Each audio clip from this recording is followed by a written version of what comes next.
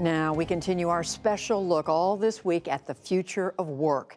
As automation spreads through the American economy, experts say its impacts will be uneven. Some key factors include geography and race, but perhaps the most important determinant, education. John Yang has a report from California as part of our weekly education reporting on Making the Grade.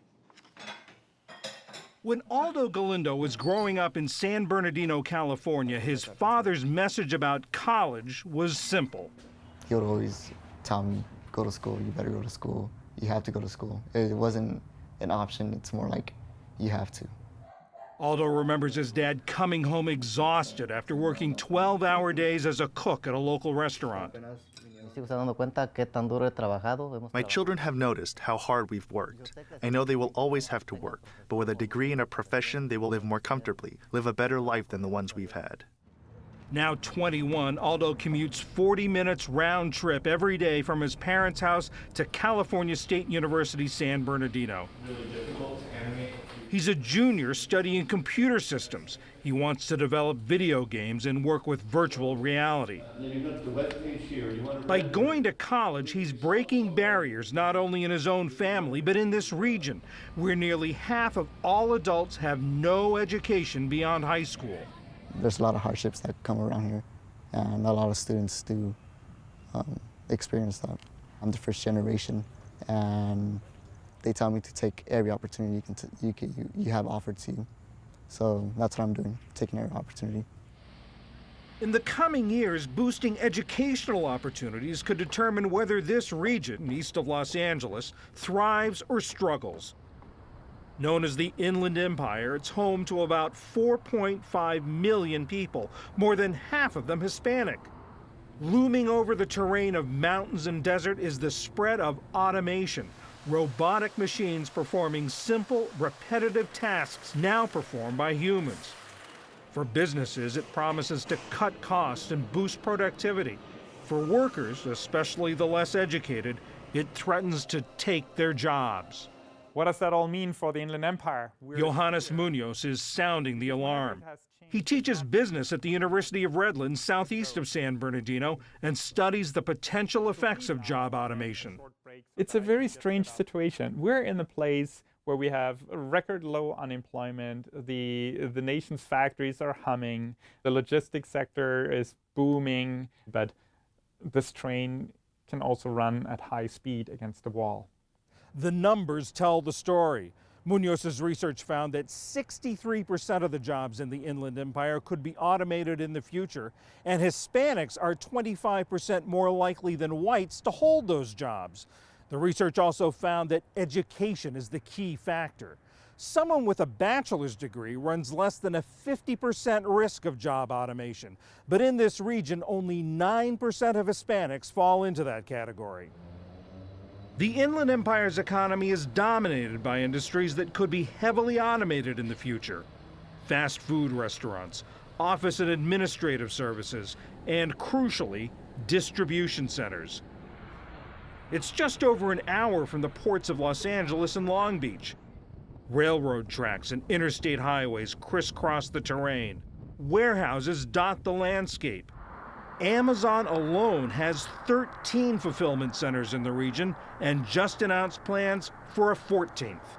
I just can't see that San Benito will come out fine in this scenario. We attract more of the industries that are thriving right now, that mostly employ people with lower education levels. So we're worsening the problem by the hour. We live in a different world. Paul Granillo, head of the Inland Empire Economic Partnership, brings together leaders in education, business, and government. Technology now turns over every 17 months. So if I'm trained on a machine, 17 months later, you're going to have to retrain me because there's going to be a new machine. That's awfully quick.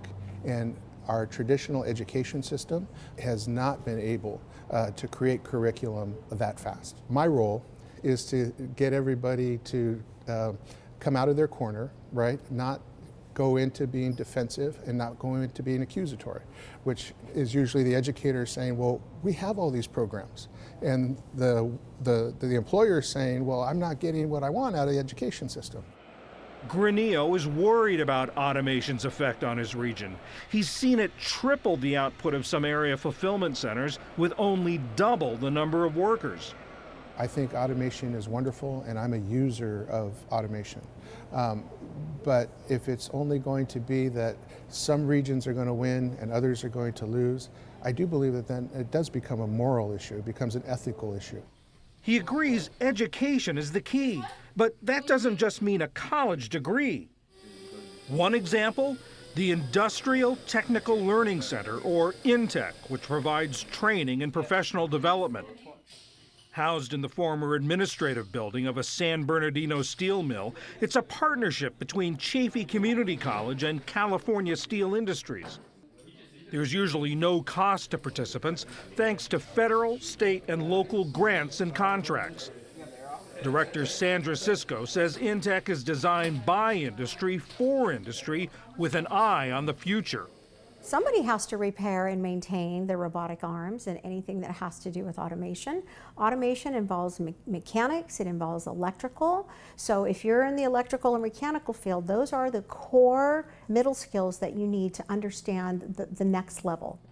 Eric Martinez is one of the more than 1,700 people INTEC has trained since opening in 2016. After being laid off 3 times in 5 years from office and warehouse jobs, he wanted a career change.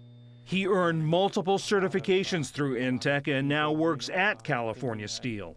If I can use, my manual skills, because a robot or an algorithm is going to take my job, there's that uncertainty of what am I going to do, but then you get exposed to, hey, we can train you to troubleshoot a lot of these changes that are happening, a lot of things that are replacing your job, then you can, be one step ahead of that. So I'm sure she'll be trained. Back at Cal State, Aldo Galindo is trying to do his part to push more people, especially Hispanics, into higher education. Okay, let's do this checklist. He works with education professor Enrique Murillo on a program called Latino Education and Advocacy Days.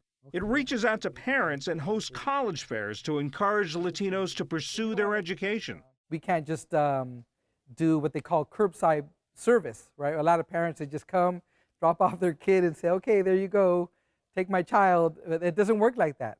The competitive nature of the economy in the United States is going to depend heavily, as it is here in the Inland Empire, on the educational outcomes of Latinos. Did the review and then they mail it back. And first-generation college students like Aldo Galindo may be the key to those outcomes. For the PBS NewsHour, I'm John Yang in San Bernardino, California.